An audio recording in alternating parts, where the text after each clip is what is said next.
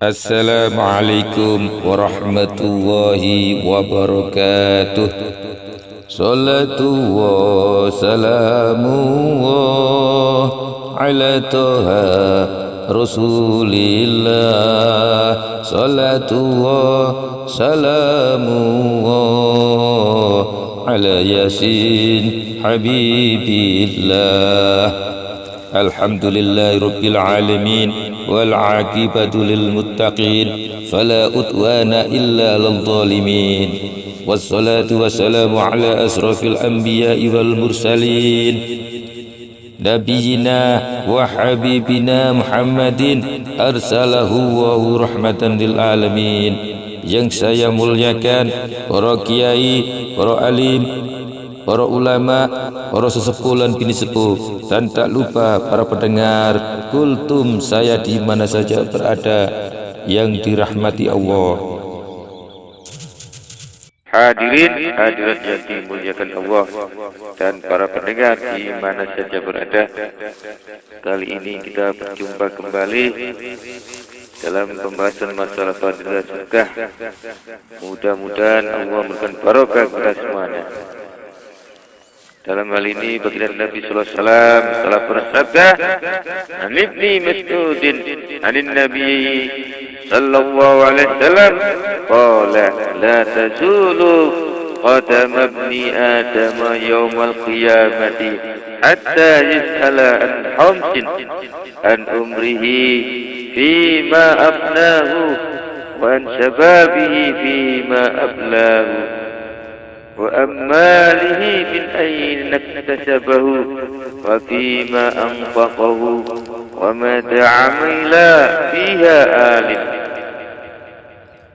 Dari Ibnu Mas'ud radhiyallahu anhu bahwa baginda Nabi sallallahu alaihi wasallam bersabda, pada hari kiamat kedua belah kaki manusia tidak akan dapat bergerak dari tempat hisabnya sebelum ditanya dengan 5 persoalan.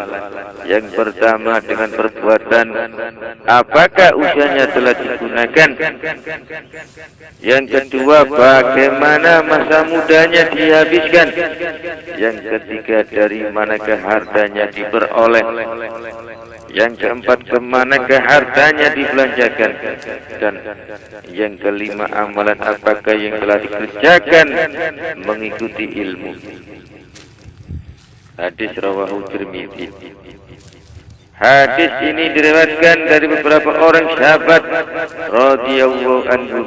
Dalam hadis ini Rasulullah sallallahu alaihi wasallam menguraikan persoalan pada hari hisab secara ringkas.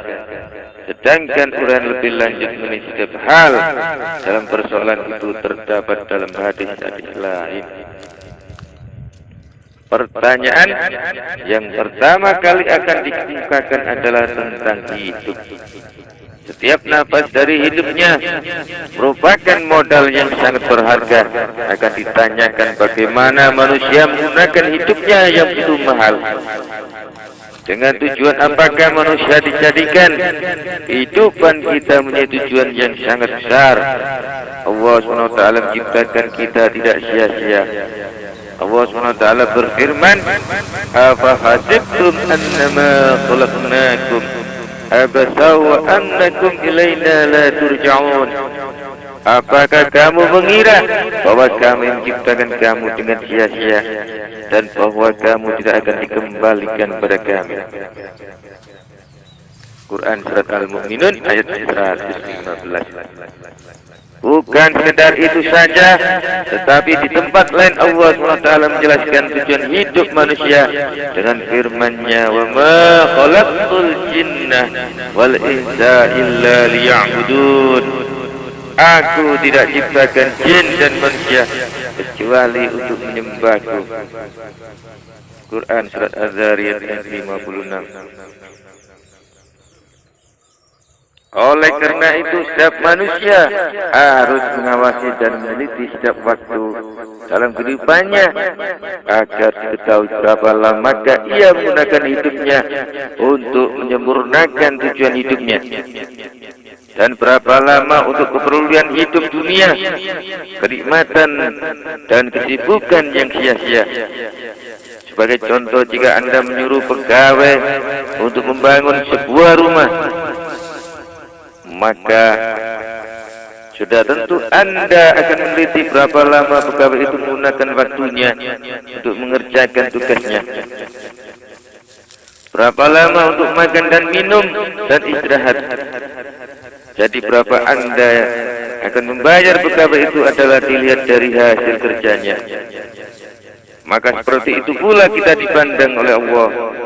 Sekedar apakah yang telah dilakukan manusia dilihat dari tujuan penciptaannya. Katakanlah misalnya Anda punya seorang pegawai untuk menjaga toko Anda. Apakah pegawai Anda itu menghabiskan waktunya untuk makan-makan dan minum-minum, atau urusannya sendiri? Dan hanya sedikit saja waktu yang dia gunakan untuk menjaga toko Anda. Maka apakah Anda bersedia membayar gajinya secara penuh? Jika tidak, bagaimana alasan Anda terhadap Tuhan yang Maha Pencipta, Maha Pemilik yang telah menciptakan Anda untuk beribadah kepadanya, dan yang senantiasa mengaruniakan Anda dengan pemberiannya, sementara Anda sibuk dengan urusan sendiri yang sia-sia dan merasa puas hanya dengan sholat 5 waktu. Apakah Anda sanggup membayar pegawai Anda yang menggunakan waktunya tidak sesuai dengan tujuan? Ini adalah semata-mata limpahan rahmat dan karunia Allah SWT, sehingga kita tidak diwajibkan untuk menggunakan seluruh waktu kita untuk beribadah kepadanya. Tetapi Dia hanya mewajibkan sebagian kecil saja dari waktu kita untuk beribadah kepadanya. Jika dalam tugas yang sedikit itu masih melengahkannya, maka betapa besar kezaliman kita. Pertanyaan kedua yang akan diajukan adalah mengenai masa muda. Bagaimana masa mudanya telah digunakan? Apakah untuk mencari keridhaan Allah SWT dalam setiap pekerjaannya, seperti beribadah, menolong orang yang dizalimi dan lain-lain? Apakah menggunakannya untuk mencari kesenangan hidup yang sia-sia, menzalimi orang lain, mencari harta dengan cara yang haram, atau kegiatan lain yang tidak ada manfaatnya untuk dunia apalagi akhirat? Jawabannya harus disampaikan sendiri. Tidak boleh atau tidak dapat menggunakan pengacara, tidak bisa berbohong dan menipu, dan tidak bisa menggunakan kepandaian berbicara. Polisi Allah senantiasa bersama-sama mengikuti orang itu. Bukan itu saja, juga seluruh anggota tubuh yang digunakannya untuk melakukan suatu perbuatan akan memberi kesaksian dengan sebenar-benarnya. Al-yawma nahtimu ala afwahihim wa tukallimuna aydihim wa tashhadu arjuluhum bima kanu yaksibun. Pada hari ini kami tutup mulut mereka, tangan mereka yang berbicara dengan kami, dan kaki mereka menjadi saksi terhadap apa yang mereka lakukan. Quran Surat Yasin ayat 65. Tangan-tangan mereka akan berbicara siapa yang telah dizalimi dengan tangannya dan kelakuan yang tidak dibenarkan syariat yang dilakukannya. Kaki-kakinya akan memberi kesaksian ke arah mana ia melangkah. Di ayat lain Allah SWT berfirman,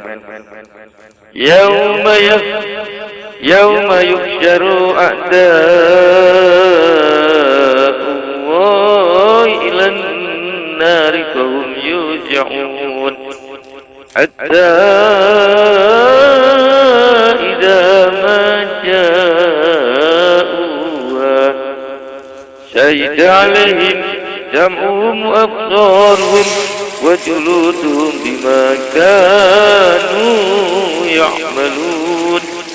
وقالوا لجلودهم بما شهدتم علينا قالوا أنطقنا الله الذي كل شيء وهو خلقكم أول مرة وإليه ترجعون وما كنتم تستترون أن يشهد عليكم سمعكم ولا أبصاركم ولا جلودكم ولكن ظننتم أن الله لا يعلم كثيرا مما تعملون وذلكم ظنكم الذي ظننتم بربكم أرداكم وأصبحتم من الخاسرين. Dan ingatlah hari saat yang pada hari itu musuh-musuh Allah dikirim ke dalam neraka. Maka mereka berkumpul di dalamnya sehingga apabila mereka sampai ke neraka itu, pendengaran yakni telinga, penglihatan yakni mata dan kulit mereka menjadi saksi atas perbuatan mereka. Dan mereka berkata kepada kulit mereka, mengapa kamu menjadi saksi untuk memberatkan kami? Kulit mereka menjawab, Allah yang menciptakan segala sesuatu pandai berkata, menjadikan kami bisa berbicara. Dan dialah yang menciptakan kamu pada permulaan, dan kepadanya kamu dikembalikan. Dan kamu sekali-kali tidak dapat menyembunyikan saksian pendengaranmu, penglihatanmu dan kulitmu, tetapi kamu mengira bahwa Allah tidak mengetahui perbuatanmu. Demikianlah dugaanmu yang salah terhadap Tuhanmu yang mencelakakanmu, maka kamu menjadi orang-orang yang merugi. Quran Surat Al-Fussilat ayat 19-23. Dalam beberapa hadis juga diterangkan mengenai saksi-saksi demikian pada hari Sabat. Dalam sebuah hadis, Anas radhiyallahu anhu berkata bahwa suatu saat ketika ia berada di tempat Rasulullah SAW, ia melihat Rasulullah SAW tersenyum hingga giginya yang mulia nampak. Rasulullah SAW bersabda, tahukah kamu apa sebabnya aku tersenyum? Para sahabat radhiyallahu anhum mengatakan bahwa mereka tidak tahu. Maka Rasulullah SAW bersabda, pada hari kiamat seorang hamba akan berkata kepada Allah, wahai Allah, apakah engkau memberi keamanan padaku dari kezaliman? Allah menjawab, ya, tidak diragukan lagi. Maka hamba itu akan berkata, aku tidak percaya pada siapa-siapa yang menjadi saksi terhadapku. Maka Allah akan menjawab, baiklah, aku menjadikan dirimu sendiri menjadi saksi terhadapmu. Maka mulutnya akan ditutup, lalu anggota-anggota badannya akan ditanya mengenai dosa-dosa yang telah dilakukan dengannya. Setelah semua anggota badannya menerangkan semua perbuatan dosanya dan penutup mulutnya dibuka, maka ia akan berkata kepada anggota badannya, celakalah kamu, binasalah kamu, karena kamulah aku telah melakukan semua itu. Yaitu kenikmatan dari perbuatan-perbuatan itu juga dirasakan oleh anggota badannya masing-masing ketika di dunia. Ini kamu menjadi saksi terhadapku, tapi anggota-anggota badannya itu tidak berdaya, karena pada hari itu tidak ada yang berdaya kecuali untuk mengatakan yang sebenarnya. Dalam sebuah hadis lain dinyatakan bahwa yang paling awal dan memberi keterangan adalah kaki dan kirinya. Barulah setelah itu anggota-anggota badannya yang lain. Pendek kata, seluruh anggota badan orang itu akan memberikan kesaksian mengenai amalan yang telah dilakukannya. Apakah amalan baik ataupun amalan buruk? Oleh sebab itulah dalam hadis lain Rasulullah SAW bersabda, hendaknya kita menghitung bacaan tasbih dengan jari, agar jari-jari itu memberikan kesaksian pada hari kiamat tentang amalan baik itu. Anggota badan ini ketika memberi beberapa keterangan tentang dosa-dosa juga akan menerangkan amalan-amalan baik yang telah dikerjakan. Tangan akan menceritakan bagaimana ia digunakan untuk kezaliman dan kejahatan. Jika ada amalan baik seperti zikir sambil dihitung dengan tangan, membayar sedekah dengan tangan, dan amalan baik lainnya juga akan dikatakan ketika ia memberikan keterangan itu. Perkara ini sebenarnya memerlukan uraian yang panjang, tapi singkatnya ialah seluruh anggota tubuh harus dijaga dengan hati-hati, khususnya ketika usia muda. Dengan demikian kekuatan masa muda itu janganlah digunakan untuk kezaliman, kejahatan dan kedurjanaan. Rasulullah SAW bersabda, "As-sababu syu'batun minal jununi wan nisa'u ibalatu syaitan." Usia muda merupakan bagian dari kegilaan dan wanita merupakan jala-jala setan. Karena keadaan manusia pada usia muda atau remaja laksana orang gila, maka seorang pemuda sudah terperangkap dalam jala ini. Pada setiap Jumat, perihal usia muda ini kerap terdengar dalam khutbah, tetapi karena darah muda, mereka tidak menyadari bahwa usia mudanya akan ditanya. Kekuatan tubuh kita ketika usia muda hanya dihabiskan untuk melakukan dosa-dosa dan dari dunia. Sedangkan usia muda itu dikarenakan oleh Allah SWT supaya dapat digunakan untuk mengerjakan yang memberikan manfaat setelah mati. Beruntunglah pemuda-pemuda yang selalu sibuk dalam kegiatan agama dan menjauhi dosa-dosa. Perkara ketiga yang dinyatakan dalam hadis di atas adalah tidak dapat menggerakkan kakinya dari tempat berdirinya ketika hisab. Pertanyaan yang akan dikemukakan pada saat itu adalah mengenai harta yang telah diperolehnya. Bagaimana cara mendapatkannya? Apakah bertentangan dengan syariat atau tidak? Dalam keterangan hadis sebelumnya pernah dibicarakan mengenai hal ini. Rasulullah SAW bersabda bahwa apabila seorang mendapatkan hartanya melalui cara yang tidak dibenarkan syariah, kemudian ia menyedekahkannya, maka sedekahnya tidak akan diterima. Dalam setiap pembelanjaannya ia tidak akan menemukan keberkahan. Apabila harta setiap pembelanjaan itu tidak akan menemukan keberkahan.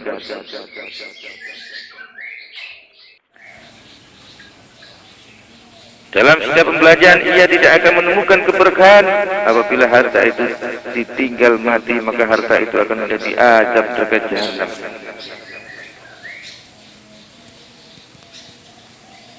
Dalam hadis lain dinyatakan bahwa daging atau bagian tubuh orang yang tumbuh dari makanan haram, dari makanan yang diperoleh dengan cara yang haram, hanya sesuai untuk ditempatkan dalam neraka jahanam. Hadis lain menyatakan bahwa siapa yang membeli selai baju seharga 10 dirham, sedangkan di dalam 10 dirham itu ada uang yang haram, maka sholatnya tidak akan diterima ketika ia memakai pakaian itu. Dalam beberapa hadis nyatakan sabda Rasulullah SAW, jangan beranggapan bahwa rezeki itu jauh.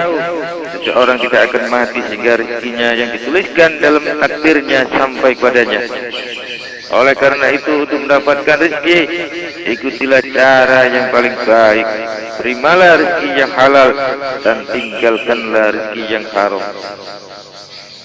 Di dalam beberapa hadis menyatakan bahwa rezeki mencari seseorang yang akan menjadi pemiliknya, sebagaimana maut selalu mencarinya. Manusia tidak bisa luput dari maut, suatu saat pasti menemuinya. Demikian juga rezeki, ia tidak akan lari darinya sesuai dengan yang tertulis dalam takdirnya. Dalam sebuah hadis diterangkan bahwa apabila seorang mencoba lari dari rezekinya, maka suatu saat rezekinya itu akan sampai juga, sebagaimana maut pasti akan menemuinya. Sebuah hadis lagi menyatakan bahwa rezeki seseorang itu sudah ditetapkan. Jika sekiranya jin dan manusia mencoba untuk menghalangi rezeki seseorang, niscaya mereka tidak akan mampu menghalanginya. Dalam sebuah hadis Rasulullah SAW bersabda, jika ada dalam dirimu 4 hal, maka janganlah risau walaupun tidak ada apa-apa selain itu, yaitu amanah, berkata benar, tabiat yang baik, dan rezeki yang suci. Dalam hadis lain Rasulullah SAW bersabda, berbahagialah orang-orang yang penghasilannya baik, penghasilannya yang bersih, batinnya baik, zahirnya sopan santun, dan manusia selamat dari keburukannya. Beruntunglah orang yang mengamalkan ilmunya, membelanjakan harta yang lebih dari keperluan di jalan Allah, menahan perkataan yang lebih dari keperluannya, yaitu tidak berkata-kata yang tidak perlu. Suatu ketika saat radhiyallahu anhu memohon pada Rasulullah SAW untuk mendoakan dirinya supaya Allah memberi doa-doa mustajab. Rasulullah SAW bersabda, bersihkan rezekimu, maka kamu akan mendapatkan doa mustajab, yakni doa-doamu dikabulkan. Demi zat yang Muhammad SAW ada dalam genggamannya, apabila seseorang itu memakan satu suap makanan haram, maka disebabkan karena itu ibadahnya selama 40 hari tidak diterima. Siapa yang menghidupi dirinya dengan makanan haram, maka jahanamlah tempat yang paling tepat baginya. Banyak riwayat seperti yang disebutkan dalam kitab-kitab hadis. Oleh karena itu sangat penting untuk meneliti asbab atau usaha kita dalam mendapatkan rezeki. Secara zahir, ketelitian dan kehati-hatian dalam hal itu nampaknya mendatangkan kerugian dan kekurangan. Tetapi dari segi keberkahan, tidak lama lagi akan terasakan faedahnya dan akan menyelamatkan kita dari kerugian. Pertanyaan keempat adalah kemanakah kita membelanjakan harta? Dalam keseluruhan isi kitab ini menjelaskan bahwa harta yang berguna dan kekal kegunaannya adalah harta yang dibelanjakan di jalan Allah.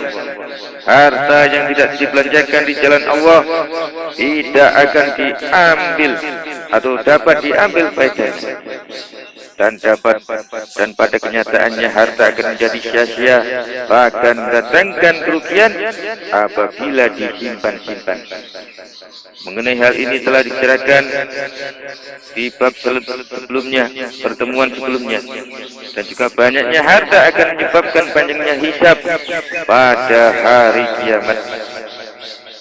Hari kiamat adalah hari yang penuh kesengsaraan, sehingga manusia tidak sadar diri. Udara panas yang sangat menyengat yang akan menjadikan manusia berkeringat. Karena perasaan takut yang amat dahsyat, manusia akan kelihatan seperti mabuk.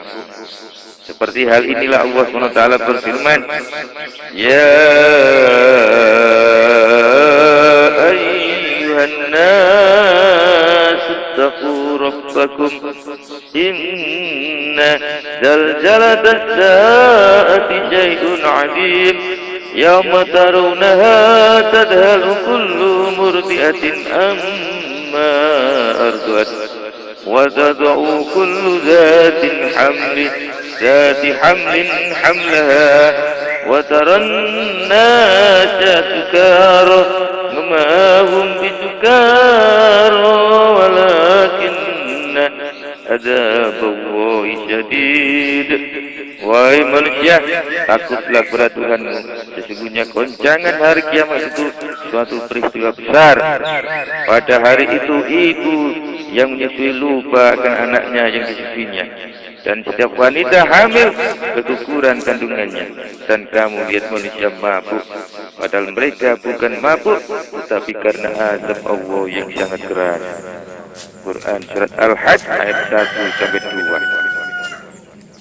Di ayat lain Allah SWT berfirman, Iqtaraba lin-nasi hijabuhum wa hum fi ghaflatin mu'ridun.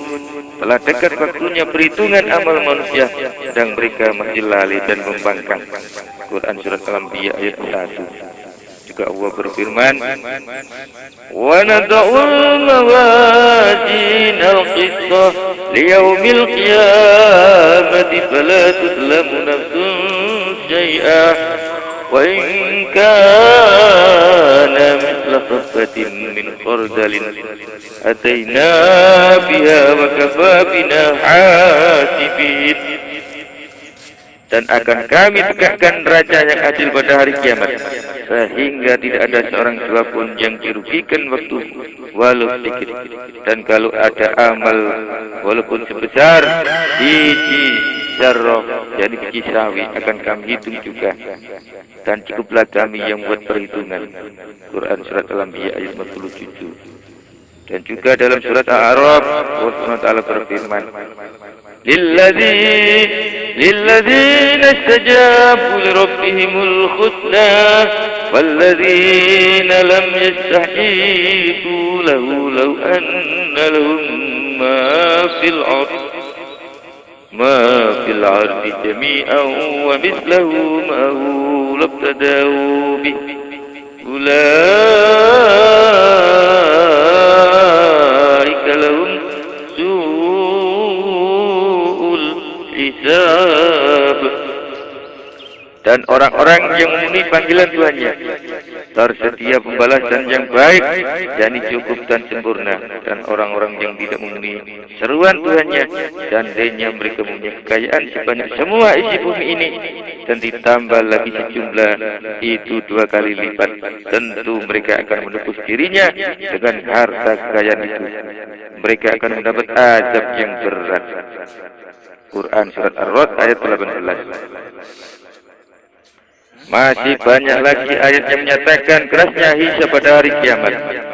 Aisyah radhiyallahu anha berkata bahwa suatu ketika Rasulullah SAW bersabda bahwa siapa yang dihisab pada hari kiamat maka dia akan binasa, karena sangat sulit bagi seorang untuk mengelak dari perhitungan Allah yang sangat teliti. Maka Aisyah radhiyallahu anha bertanya, "Ya Rasulullah, tidakkah dalam surat Al-Insyiqaq Allah SWT berfirman bahwa perhitungan akan menjadi mudah?" Rasulullah SAW menjawab, "Perhitungan yang disebut dalam ayat itu hanyalah bagaimana catatan amal diberikan, tetapi siapa yang dihitung dengan hisab sebenarnya maka pasti akan binasa." Dalam hadis lain Aisyah radhiyallahu anha berkata bahwa Rasulullah SAW mendoakan, "Ya Allah, karunikanlah kepadaku perhitungan hisab yang mudah." Ia radhiyallahu anha bertanya, "Ya Rasulullah, apakah itu perhitungan yang mudah?" Rasulullah SAW menjawab, "Setelah melihat amalan Allah akan memberitahu, aku maafkan kamu. Tapi siapa yang dikenai perhitungan dengan sebenarnya, pasti ia akan binasa." Abu Hurairah radhiyallahu anhu meriwayatkan sabda Rasulullah SAW bahwa ada 3 perkara yang jika didapati pada diri seorang, maka ia akan menikmati perhitungan dengan mudah, dan Allah dengan limpahan rahmatnya dan karunia-Nya akan memasukkan ia ke dalam jannah. 3 perkara itu adalah berbuat baik pada orang yang telah menyebabkan kamu jatuh miskin, memaafkan orang yang menzalimi kamu, dan menjalin hubungan silaturahmi dengan orang yang memutuskan hubungan silaturahim terhadap kamu. Rasulullah SAW bersabda, "Tidak ada siapapun di kalangan kamu yang Allah SWT tidak akan berbicara dengannya secara langsung. Di antara ia dan Allah SWT pada saat itu tidak ada hijab atau perantara. Apabila ia memalingkan pandangannya ke kanan, maka yang dia lihat hanya tumpukan amalnya saja yang telah ia lakukan di dunia. Begitu pula apabila ia memandang ke kiri, maka hanya amalannya saja yang ia lihat, apakah amalan baik maupun amalan buruknya. Di hadapannya ada api neraka yang menyala-nyala. Cara yang terbaik untuk menyelamatkan diri darinya adalah sedekah. Jadi selamatkanlah dirimu darinya melalui sedekah, walau hanya sebiji kurma." Dalam sebuah hadis Rasulullah SAW bersabda, "Telah diperlihatkan jannah padaku pada derajat paling tinggi. Kebanyakan penghuninya adalah fakir miskin dari kalangan muhajirin. Sedangkan orang-orang kaya dan wanita adalah yang paling sedikit jumlahnya. Aku diberitahu bahwa orang-orang kaya masih di pintu jannah terperangkap dalam hisab, dan wanita terperangkap dalam cintaannya kepada emas dan perak." Dalam riwayat lain dikatakan bahwa Rasulullah SAW bersabda, "Aku berdiri dekat pintu jannah dan aku melihat orang-orang miskin bertuntun masukinya. Sedangkan orang-orang kaya masih terperangkap dalam hisab. Dan ketika aku berdiri dekat pintu neraka, aku melihat para wanita beramai-ramai memasukinya." Sebuah hadis lagi menyatakan bahwa Rasulullah SAW bersabda, manusia takut pada dua perkara yang sebenarnya merupakan kebaikan bagi dirinya. Ia takut mati, padahal kematian menyelamatkan seorang itu dari segala jenis fitnah. Ia takut pada kekurangan harta, padahal dengan kekurangan harta akan kurang hisabnya. Suatu ketika Rasulullah SAW datangi majelis para sahabat radhiyallahu anhu, lalu bersabda, pada waktu malam aku bermimpi melihat jannah dan tingkatan kalian di dalamnya. Kemudian beliau SAW berpaling ke arah Abu Bakar, lalu bersabda, aku melihat seorang pergi ke pintu-pintu jannah, maka dari pintu-pintu terdengar sambutan marhaban, marhaban, selamat datang.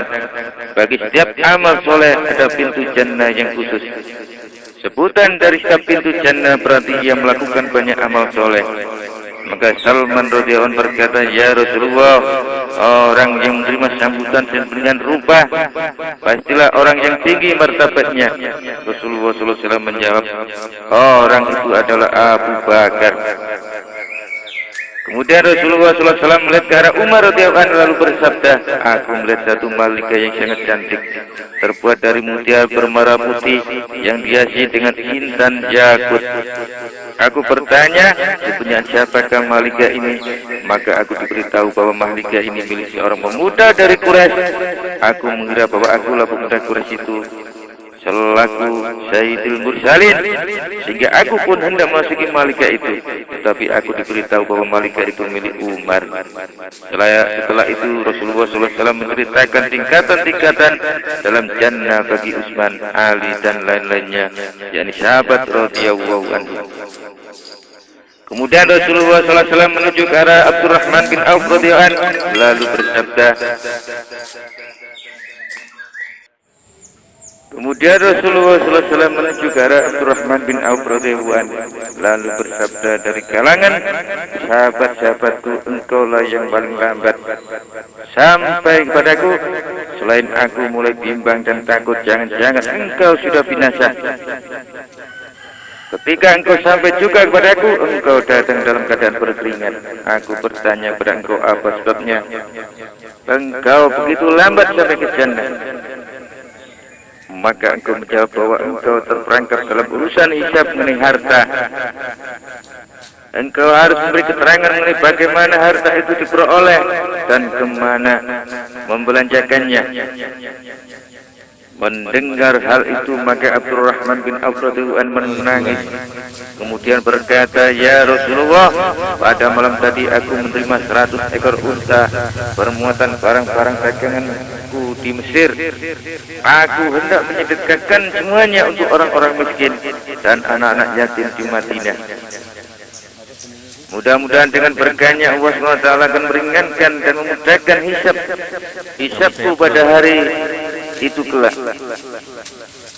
Dalam sebuah hadis menyatakan bahwa Rasulullah SAW bersabda, wahai Abdurrahman, engkau adalah termasuk golongan orang-orang kaya dalam umatku. Engkau akan masuk jannah sambil merangkak, tidak dengan berjalan tegak di atas kaki. Hendaklah engkau memberi pinjaman pada Allah supaya Allah SWT membuka kakimu. Abdurrahman radhiyallahu anhu bertanya, ya Rasulullah, dengan apakah aku harus memberi pinjaman kepada Allah? Rasulullah SAW menjawab, seluruh hartamu. Mendengar hal itu serta merta Abdurrahman bangun untuk mengambil seluruh hartanya. Lalu Rasulullah SAW menyuruh seorang untuk memanggilnya kembali. Kemudian Rasulullah SAW bersabda, baru saja Jibril alaihissalam datang dengan membawa berita bahwa Abdurrahman disuruh agar melayani tamu-tamu, memberi makan orang-orang miskin, menyempurnakan hajat orang-orang yang meminta bantuan, dan mengutamakan kaum kerabatnya dalam bersedekah. Semua ini cukup bagi takziahnya, yaitu mensucikan harta dan dirinya. Abdurrahman bin Auf radhiyallahu anhu adalah sahabat Rasulullah SAW yang tinggi martabatnya. Ia mempunyai banyak kelebihan dan kebanggaan, termasuk di kalangan 10 orang sahabat radhiyallahu anhu yang telah diberi berita gembira dengan jannah.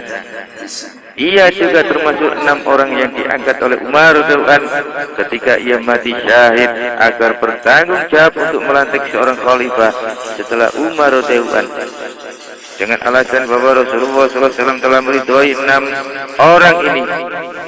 Ketika menjelang kembalinya Rasulullah SAW ke hadirat Allah SWT, lagi pula dari 6 orang ini 5 yang telah menyetujui Abdurrahman radhiyallahu anhu mengangkat Utsman radhiyallahu anhu menjadi khalifatul muslimin. Yang ketiga, ia termasuk dari kalangan sabiqin awalin, yang mengenai hal ini Allah SWT berfirman, was-sabiqunal awwaluna minal muhajirin wal ansari walladzina tabauhum bi ihsan radhiyallahu anhum wa radu'an wa a'adda lahum jannatin tajri min tahtihal anhar khalidina fiha abada dzalikal fawzul azim. Dan orang-orang yang lebih dahulu masuk Islam, yaitu orang muhajirin dan ansor, dan orang-orang mukmin yang mengikuti mereka dengan baik, yakni jujur, maka Allah ridho terhadap mereka dan mereka pun ridho kepada Allah, dan Allah menyediakan untuk mereka jannah yang sungainya tetap mengalir di bawahnya. Mereka kekal selamanya di dalam jannah itu. Itulah kemenangan yang besar. Quran Surat At-Taubah ayat 100. Hadirin hadirat yang dimuliakan Allah, demikian apa yang bisa saya sampaikan ini. Mudah-mudahan yang sedikit ini ada guna manfaatnya. Ihdinas siratal mustaqim. Wassalamualaikum warahmatullahi wabarakatuh.